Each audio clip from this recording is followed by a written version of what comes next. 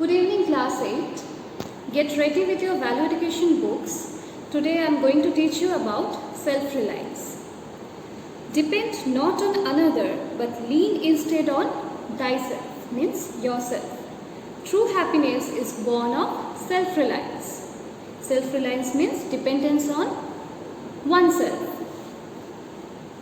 You are a grown-up now. Learn to do this yourself. You have often heard this at home. Our parents keep on saying this.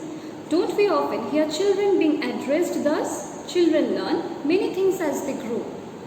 Apart from academics, they also learn to develop self-reliance and become independent. When helped to take on more and more responsibilities, children become increasingly self-reliant in managing them successfully. For example, a young child will be told, "You are a big girl now.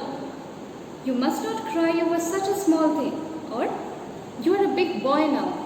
You should pack your bag yourself." Over time, we develop the ability to take care of our own needs by ourselves independently. So what is the definition of self-reliance? It is reliance upon oneself, upon one's own talents and strengths. In other words, it is being able to depend on oneself to fulfill any responsibility undertaken. This quality is somewhat different from being self-dependent. In self-reliance, one has the quality to rise above the odds, meet the toughest of challenges and make a success of the situation by using all of one's resources. People who do so shine like the brightest stars in the firmament. It means the sky. Being self-reliant is a mark of pride. A self-reliant person is held in respect as such a person is a mature and dependable adult. We all work towards becoming self-reliant.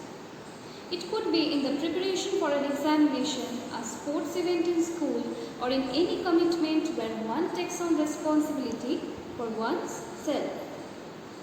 So being self-reliant is the first step towards taking on leadership in any sphere or activity.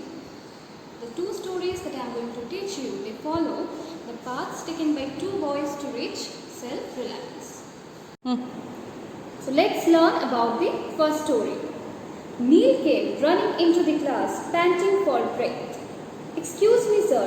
Sorry, I'm late." The teacher and all the students stared at Neil.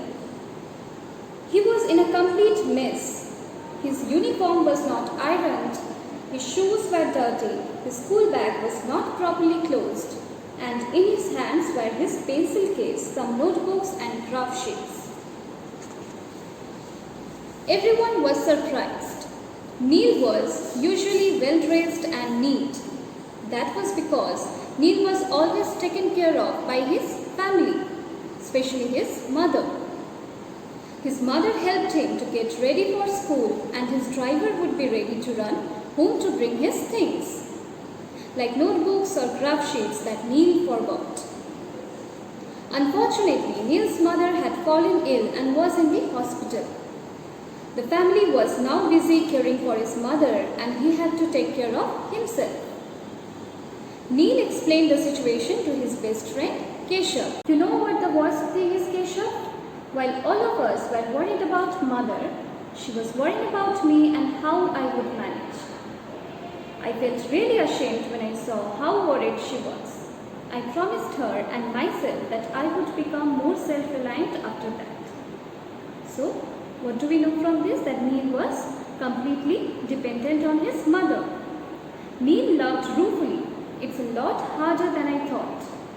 This morning I couldn't find my uniform. I had forgotten to clean my shoes and pack my pencil case and notebooks, and I even forgot to bring my water bottle. I don't know how my mother managed to remember everything and take care of all of us. It's quite amazing." Keshav smiled. "Well, at least you have made a start. Look, let me give you a tip. Get your uniform and shoes and books ready the night before. That way you don't have to rush in the morning, and you can have time to make your breakfast and fill your water bottle. It's a simple trick, but it works. In the meantime, you are welcome to share my water. So Neil carried out Keshav's suggestion and soon found that he was managing his time well. He was able to do many things on his own. In addition, he developed a sense of pride in his self-reliance. When mother finally returned home, Neil was delighted to welcome her back. However, he made sure that he still continued to be self-reliant and responsible. Mother beamed with pride as father praised Neil for his self-reliance and self-confidence. Now answer the following questions. Why was everyone surprised to see Neil that morning? Because he was in a complete mess.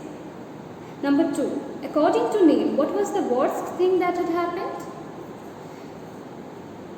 It was a matter of shame for him that while everyone was worried about his mother was worrying about him. Now we will learn about the next story. It was finally Lakshman's turn at the annual national long jump event in the sports. Everyone was waiting for Lakshman, the previous record holder who was returning to the field after a gap of 2 years. The camera zoomed in on his face as the crowd broke out in cheers. Lakshman kept his head bowed, remembering the day of the accident. He had been walking along the road when a child chasing a ball ran across the road. A truck was speeding towards the child. The child was over 6 feet away. Without a second thought, Lakshman jumped to save the child. He easily cleared the distance and pushed the child out of the way, but was hit by the truck himself. Lakshman was badly injured in body and spirit. He had broken his ribs and had major fractures in his left arm and leg.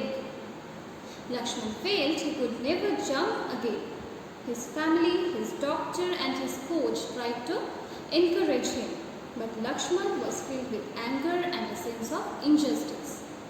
He was feeling very bad about his condition. Though his body recovered, he still supported himself on crutches. He refused to walk on his own as the weight on his leg caused him terrible pain. He relied on others to help him. Then one day, as he was sitting on his bed, he heard the sound of a child laughing joyously. Lakshman, out of curiosity, walked to his door. In the room opposite to his own, Lakshman saw a young boy. Lakshman felt the strength drain from him and he sank on the floor because he was weak. The child's legs had been amputated. Amputated means cut off. How could the child laugh so cheerfully in spite of this condition? He was thinking. The boy was laughing because he was now wearing artificial legs and could move on his own. Lakshman's mother was shocked to see him sitting on the floor when she came to his room with his coach. Lakshman calmly told them, "I am going to participate in the long jump event once more." Lakshman had to work hard to overcome the pain. At first, when he would stand ready to jump, the scene of the accident would flash before his eyes, reminding him of the pain which came with jumping. When he was about to save the child, an overwhelming sense of fear would fill him and his body would freeze with pain.